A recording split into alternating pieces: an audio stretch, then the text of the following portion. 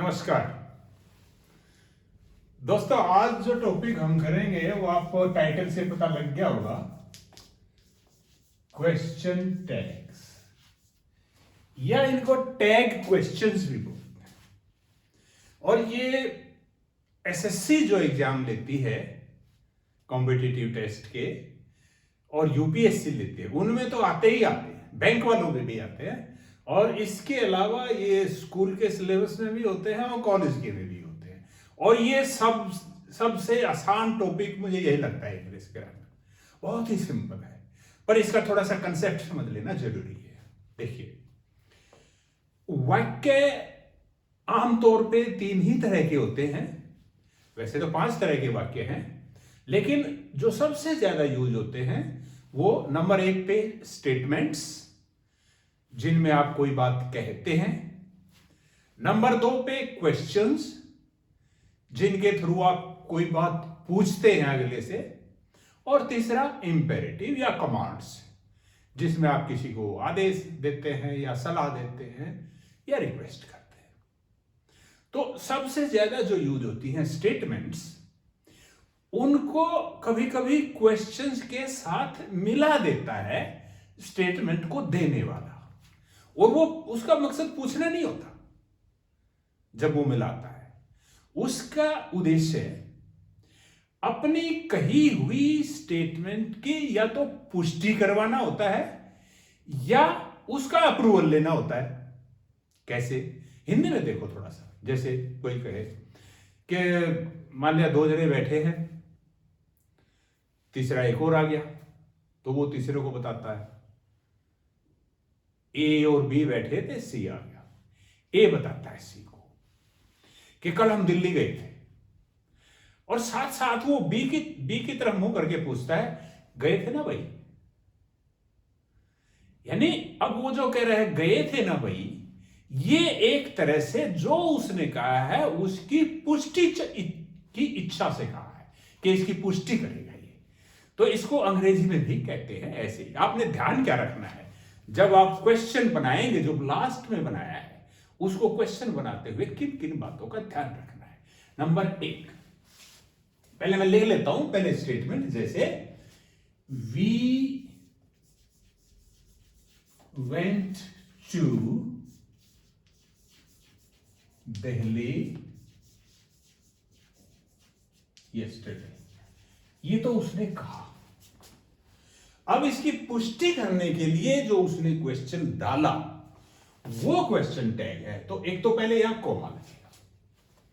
अब जब क्वेश्चन बनेगा तो ये ध्यान रखना है, एक तो आप ये देख लें कि ये जो स्टेटमेंट है ये नेगेटिव है या ऑर्डिनरी है।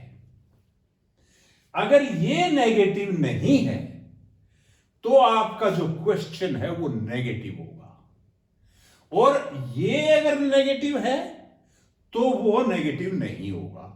आपने ये ध्यान रखना है। दूसरा, टेंस आपने कभी नहीं बदलना है। जिस टेंस में स्टेटमेंट है उसी टेंस में आपकी क्वेश्चन वाली फॉर्म होगी। तीसरी बात, जो वर्ब है, मेन वर्ब आपने नहीं लगानी है क्वेश्चन में, क्योंकि वो तो टैग है, ये पूछ है।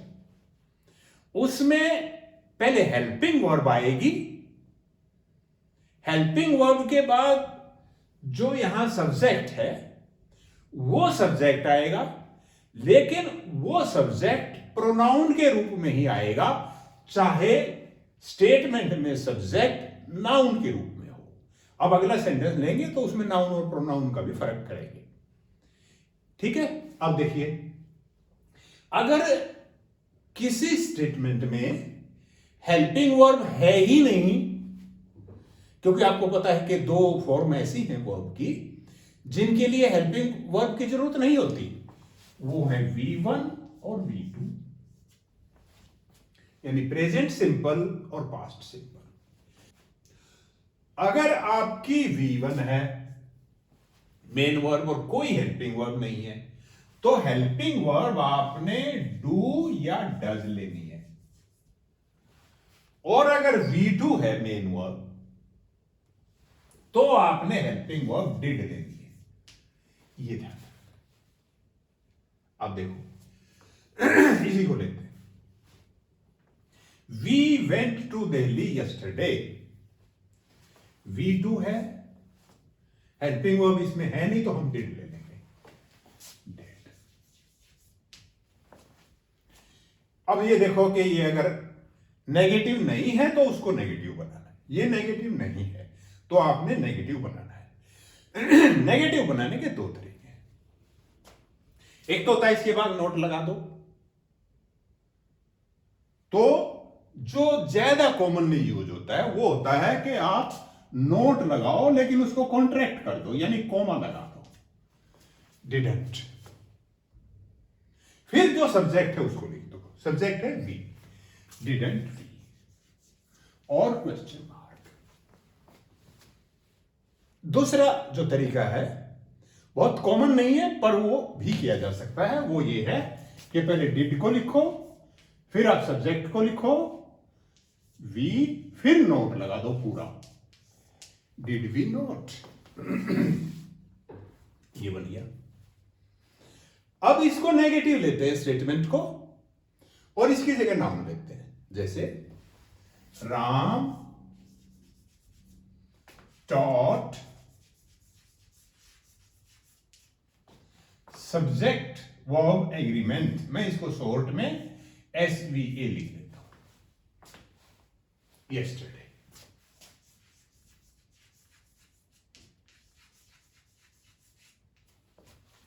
कॉमा। अब इसको क्वेश्चन बनाना। अच्छा ये तो हमने नेगेटिव लेना था, तो हम क्या करते हैं, डिड नॉट टीच कर देते हैं।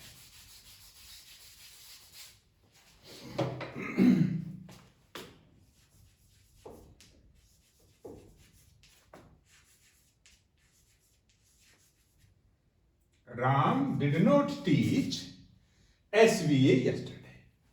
देखो इसमें तो हेल्पिंग वर्ब दी ही हुई है, डिड, तो आप डिड लगा दो।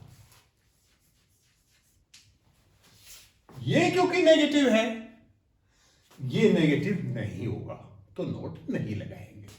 डिड, फिर सब्जेक्ट, सब्जेक्ट इसमें क्या है, राम, नाउन है, इसके लिए प्रोनाउन क्या हो सकता है, ही, डिड ही,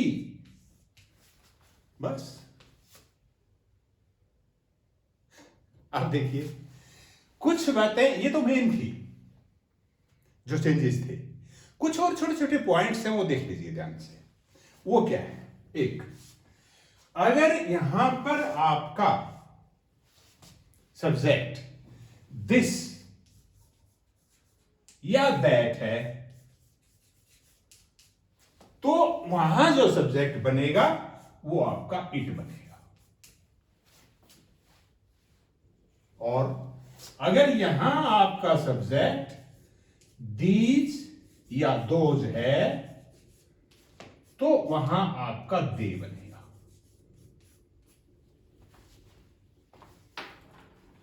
ठीक है। अगली बात, अगर आपका सब्जेक्ट इस तरफ इनडेफिनेट है, यानी जैसे आप कहते हैं कोई कर गया, कोई में तो डिफाइंड नहीं है कौन है, तो ये अगर वर्ड हो जैसे anybody, anyone, someone, somebody, everybody etcetera, अगर ये हैं तब आपका जो क्वेश्चन टैग में सब्जेक्ट बनेगा वो भी दे बनेगा।